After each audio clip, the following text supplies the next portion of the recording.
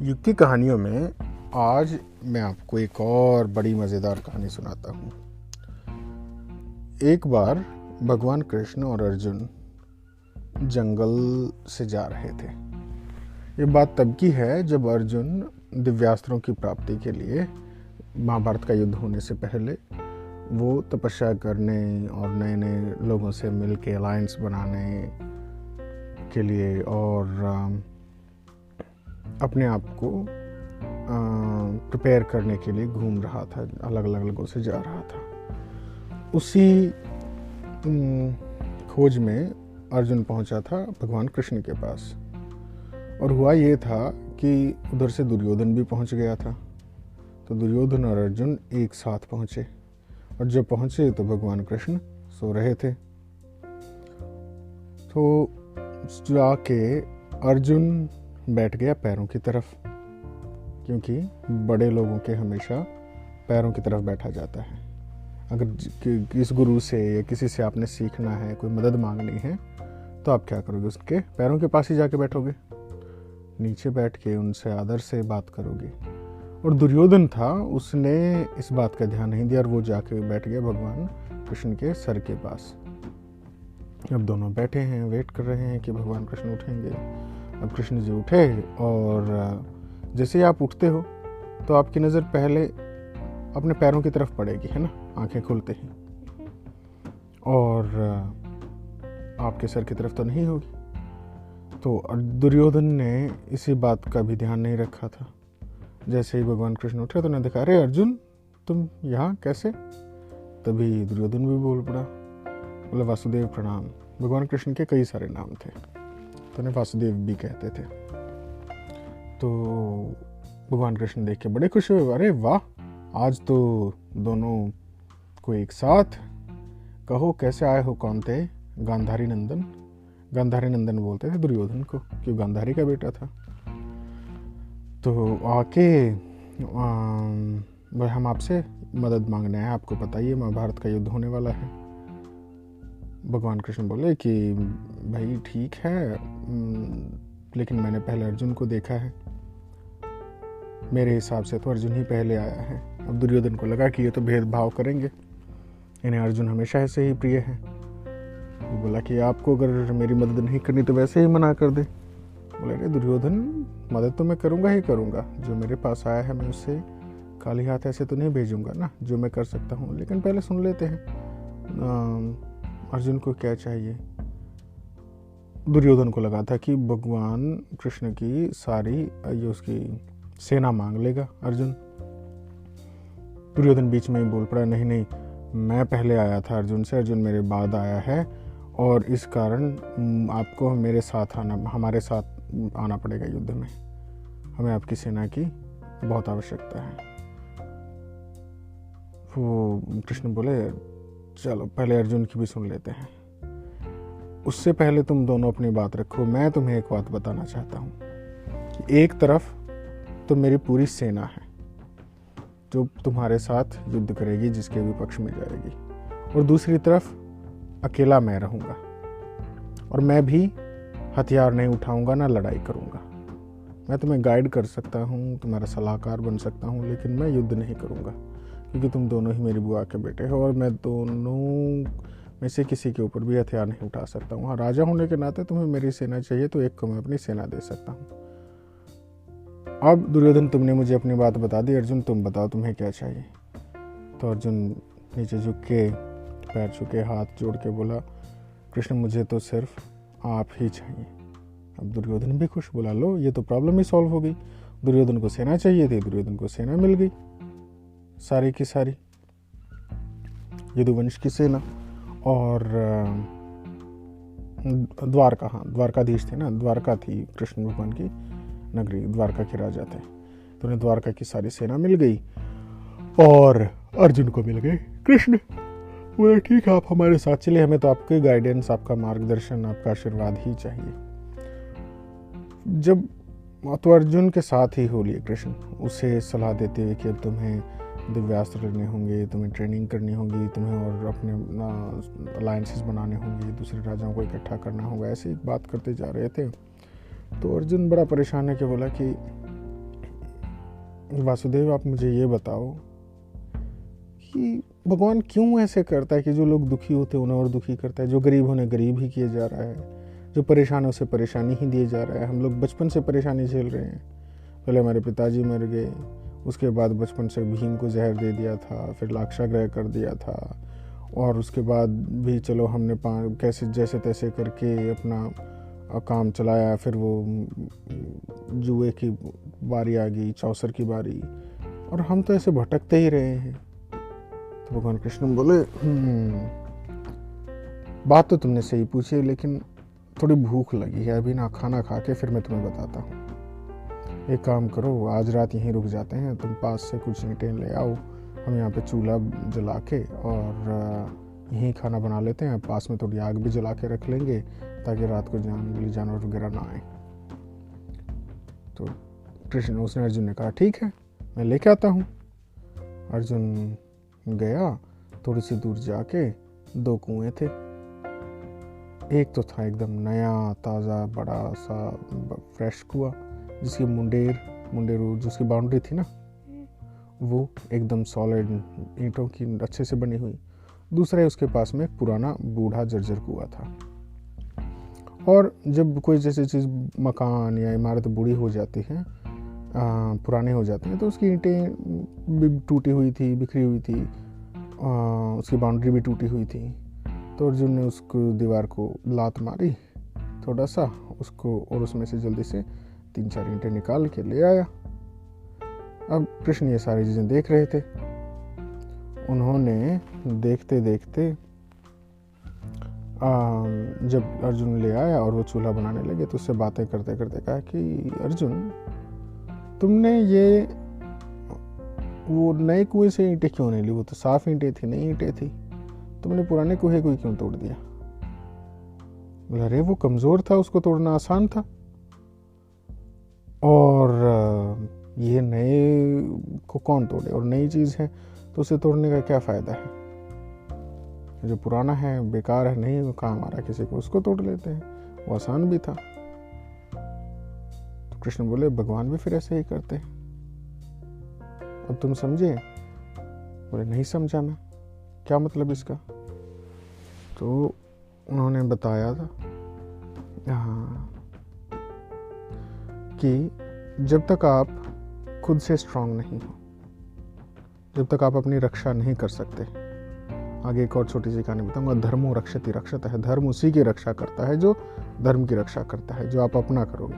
अगर आप स्ट्रांग हो तो आपको कोई परेशान नहीं करेगा, लेकिन अगर आप वीक हो, आप खुद ही अपनी जिम्मेदारी नहीं ले रहे हो, तो आपको कोई भी तोड़ेगा। क्यों?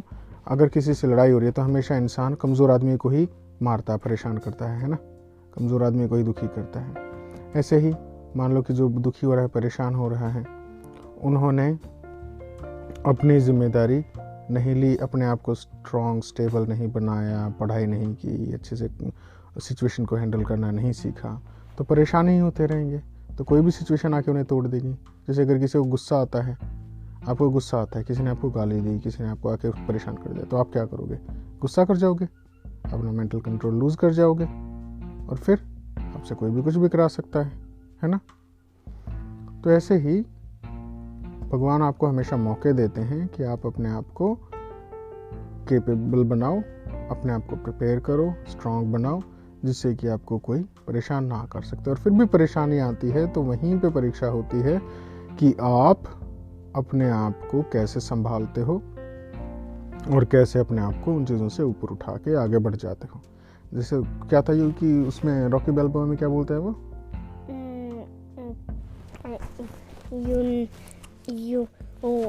it doesn't matter how hard you hit it, it only matters about how hard you get it and keep moving forward. Exactly.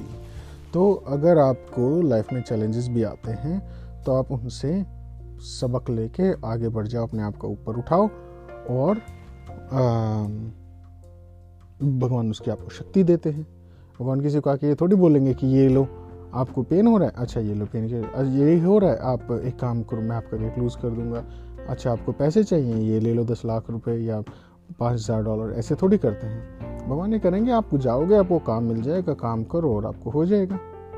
अब तुमने गलती की, युधिष्ठिर ने गलती की, उसने चौसर खेला, उसने अपने आप पे कंट्रोल नहीं रखा, तो तुम लोग हार गए आज, इसलिए परेशान हो रहे हो। अब अगर तुम सही काम करोगे, ऊपर से दुर्योधन बढ़ता जा रहा है, तो तुम्हें उसके साथ युद्ध करना ही पड़ेगा और युद्ध करके अपना हक लेना ही पड़ेगा। वही तुम्हारा कर्म है, वही करना पड़ेगा। नहीं तो अगर तुम नहीं करोगे तो कोई भी मारता रहेगा, है ना। तुम्हें इसीलिए तो परेशान कर देते कि तुम 5 थे और वो 100 है। तो अगर तुम अपनी शक्ति बढ़ा लोगे तो तुम्हें कोई परेशान नहीं करेगा। यानी जिस भी कंट्री के पास, आचार्य चाणक्य ने भी कहा था कि अगर युद्ध शांति चाहते हो तो युद्ध के लिए तैयार रहो। जो स्ट्रॉन्ग कंट्री होगा उसके ऊपर कोई अटैक नहीं करेगा, है ना। उन्हें पता है कि इनके पास बड़ी आर्मी है, ये स्ट्रॉन्ग हैं, इकोनॉमी भी स्ट्रॉन्ग है, तो उस पर कोई भी परेशान करने से डरेगा। एक और एग्जांपल देता हूँ। मान लो कि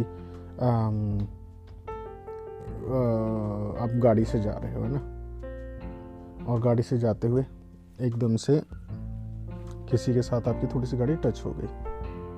अगर सामने वाला कमज़ोर है या नहीं है तो आप जाके, बहुत सारे लोग होंगे उसके ऊपर गुस्सा करेंगे, तुमने ये कर दिया, वो कर दिया, है ना। दूसरी तरफ इमेजिन करो कि एकदम से आपने दरवाज़ा खोला, गाड़ी के पास गए और गाड़ी में आपको एक पुलिस ऑफिसर बैठा दिखाई दिया, तो आदमी की तो सिट्टी पिट्टी गुल हो जाएगी, है ना। वो डर ही जाएगी, ओ ये तो मैंने हो सकता मेरे ऊपर उल्टा पड़ जाए। या फिर गए और एकदम से उसमें से खूब लंबा चौड़ा बड़ा सा तगड़ा पहलवान निकल के आया, बॉडी बिल्डर टाइप। आप तो सोचेंगे ओके, इससे तो थोड़ा प्यार से बात कर लेता हूँ, नहीं तो पता लगे मुझे ही कुटाई खानी पड़ जाए। तो आप संयम से ही बात करोगे। तो जब कमज़ोर होता है, कमज़ोर को तो हर कोई परेशान कर देता है, मार देता है, लेकिन अपने आप को जिसने स्ट्रांग बना लिया है और उस हर एक इंसान की जिम्मेदारी है, उसे कोई परेशान नहीं करेगा।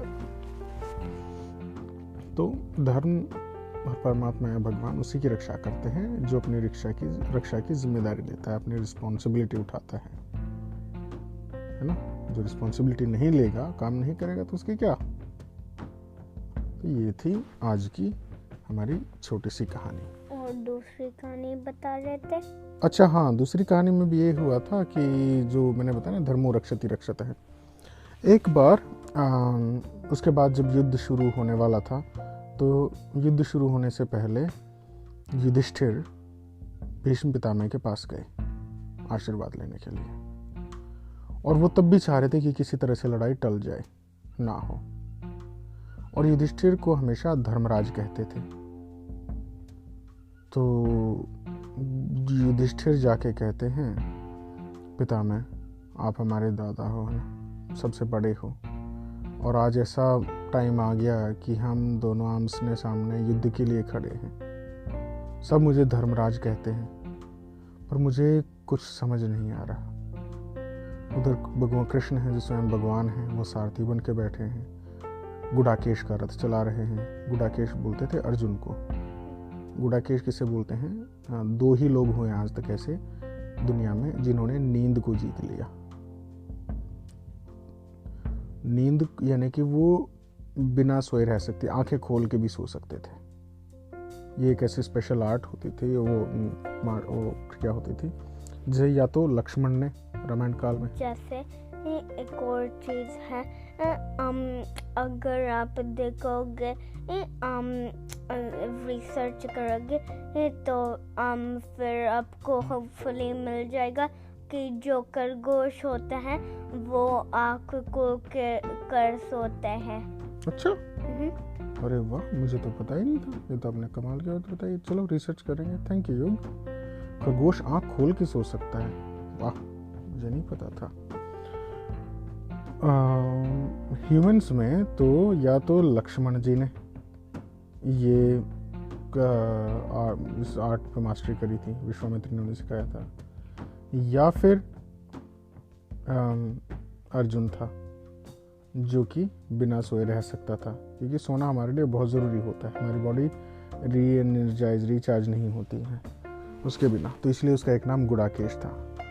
तो युधिष्ठिर कहते हैं कि गुडाकेश का रथ संभाले कृष्ण बैठे हैं, आप हमारे पितामह हों, गुरु द्रोणाचार्य हैं, सारे आप हमारे सामने हमारे दुश्मन बने, दुश्मन सेना जिसे हम कह रहे हैं, भाई भाई से लड़ रहा है, परिवार परिवार के लोग हैं, और आज हम युद्ध करने के लिए यहाँ पे खड़े हुए हैं जिसमें कितने ही करोड़ों लोग मरेंगे। तो मुझे नहीं समझ आ रहा ये कैसा धर्म है। आप मुझे बताएं धर्म क्या है और कैसे हम इसकी रक्षा करें। तो पिता मैंने उन्हें बताया कि बेटा, धर्मम मतिभ्य उभ्यते, धर्म मति से ही उपजता है। यानी जो आपकी धर्म क्या है, धारणा, जो आपका बिलीफ सिस्टम है ना। दुर्योधन का बिलीफ सिस्टम है कि उसे नहीं देनी है जमीन, तुम्हारा बिलीफ सिस्टम है कि तुम्हें चाहिए। सारी बिलीफ सिस्टम की ही तो लड़ाई है ना। ऐसे ही आइडियोलॉजी थी, जिसका जो बिलीफ सिस्टम है वही उसके लिए उसका वो धर्म बन जाता है, जो धारण कर लेता है अपनी मति में, बुद्धि में, वही धर्म है। और धर्म उसी की रक्षा करता है जो धर्म की रक्षा करता है। यानी जो आप अपनी रक्षा करोगे, आपका जो बिलीफ सिस्टम है, आप उसके लिए काम करोगे, है ना। अगर आपको अपनी फैमिली की रिस्पॉन्सिबिलिटी लेनी है तो वो आपका धर्म है, और उसके लिए आप क्या करोगे, जॉब करोगे, काम करोगे, या और कैसे भी करके रिसोर्सेज लेके आओगे। तो बस यही है, धर्म मति से उपजता है, अपनी अपनी बुद्धि से, और धर्म उसी की रक्षा करता है जो अपनी जिम्मेदारी लेता है और अपने धर्म की रक्षा खुद करता है। तो ये थी वो जो दूसरी छोटी सी बात कहानी मैं आपको बता रहा था। अब अगली कहानी में मैं आपसे कुछ और नई चीज़ें शेयर करूँगा, नई कहानी सुनाऊँगा आपको, जिसमें कि हमें अच्छी अच्छी शिक्षाएं मिलें, जिन्हें आप अपने जीवन में इम्प्लीमेंट कर सको और उन्हें सीख के अपने चरित्र का निर्माण कर सको, अपने इतिहास, अपनी पुरानी बातों के बारे में जान सको। गुड नाइट, बडी।